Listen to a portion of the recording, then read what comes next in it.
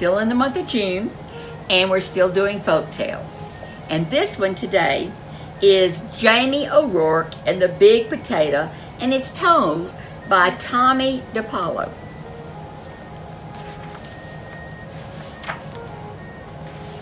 It's an Irish folk tale, and I think it's cute. I think you'll like it too. Jamie O'Rourke was the laziest man in all of Ireland. He would do anything to avoid working, especially if it had to do with growing potatoes.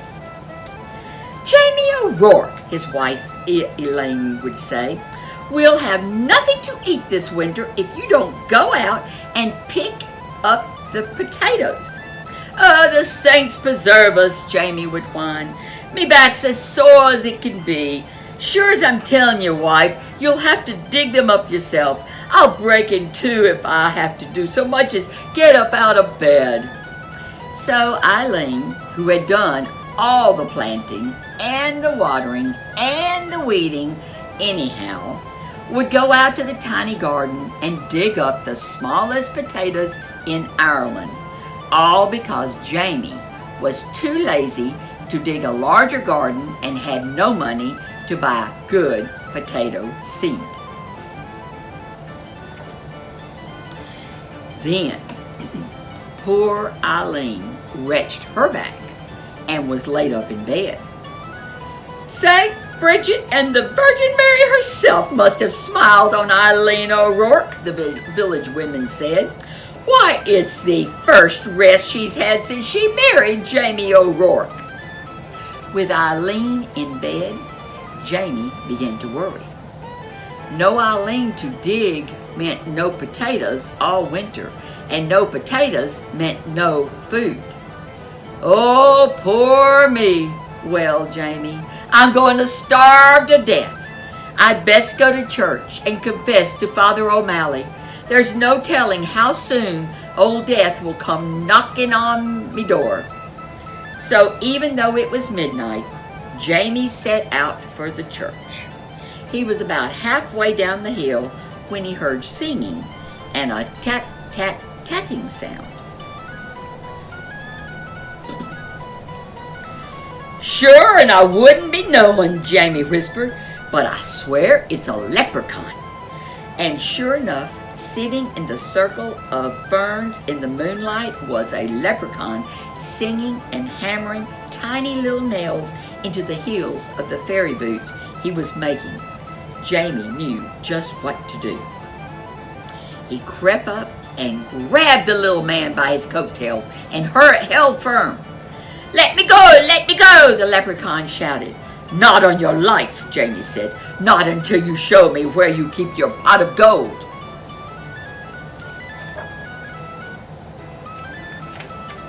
Now, everyone in Ireland knows that leprechauns make boots and dancing shoes for the fairies, who pay them with gold.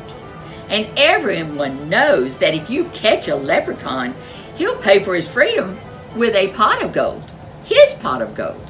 But this leprechaun was cleverer than most. "Oh, please, Mr. Mortal Man," he pleaded. "I'm just starting out making fairy shoes and only have 1 or 2 pieces of gold in my pot. Won't you take a wish instead?" "Why would I want to wish for? What would I want to wish for? I mean, really," Jamie asked. "Me, who's about to die of starvation because my wife's in bed sick and can't dig the potatoes for the winter, and they're such puny potatoes anyhow."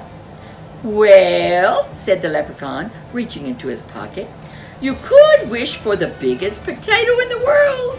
It would last all winter, and you wouldn't have to do anything more than plant the seed, water it, and wait." When Eileen heard what he had done, she was furious. "Jamie O'Rourke, you're not only the laziest man in Ireland, but a fool as well, giving up a pot of gold for a potato seed. Well, I'm going to plant this seed and water it, and you'll see," Jamie said, and out he went.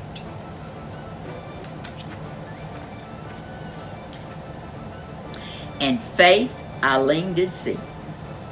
In no time at all, the biggest, finest potato plant had sprouted out of the ground, followed by the potato itself. It was so big, it pushed up not only all the dirt in the garden, but the garden shed and the corner of the cottage as well. Well, surely now it's ready to dig, Jamie said proudly. He hoed all around it, but he couldn't dig the potato out of the ground.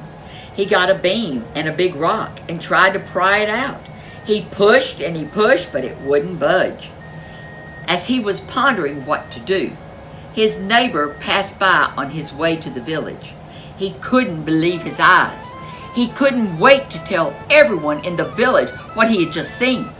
And before you knew it, the hill up to Jamie's was filled with villagers coming to see the big potato.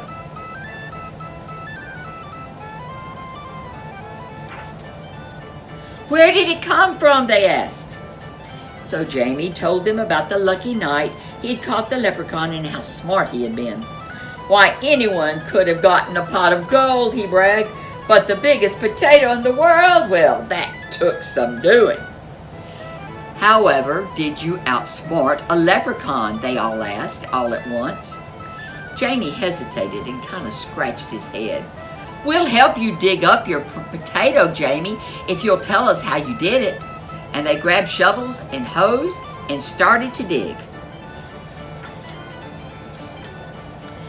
They dug and they dug and they pushed and they shoved until the potato flew up out of its hole.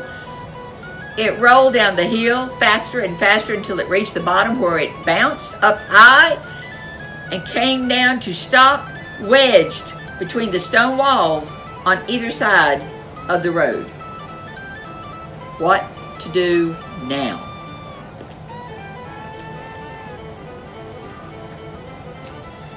That potato is so big that no one, no cart, nothing can get by it, the constable complained to Father O'Malley. How's a body to get in and out of this village? What shall we do? The villagers wailed. Then they all looked at Jamie and said, It's your potato. You have to move it out of our way. Well, Eileen spoke up, there's more than enough potatoes for everyone. Why don't you each take some? So the villagers sawed and chopped and carted off huge pieces of potato, while Jamie sat on the stone wall and watched.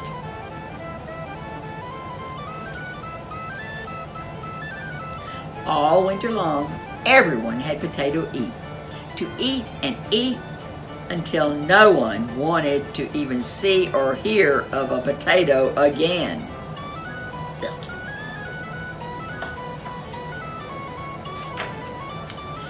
In the spring, Jamie said, I saved a potato eye from the seed, and it's just about time to plant it. No, no, oh no, villagers cried out. If you promise not to plant it, Jamie, we'll promise before St. Patrick and all the saints to see that you and Eileen always have plenty to cook and eat. We don't want another giant potato around here. Jamie smiled and agreed. What a perfect life for a lazy man. And so you see, darling Eileen, Jamie told her, I wasn't such a fool with that leprechaun after all. And Eileen had to admit that Jamie O'Rourke was right. The end. Thank you for joining me for Jamie O'Rourke and the Big Potato.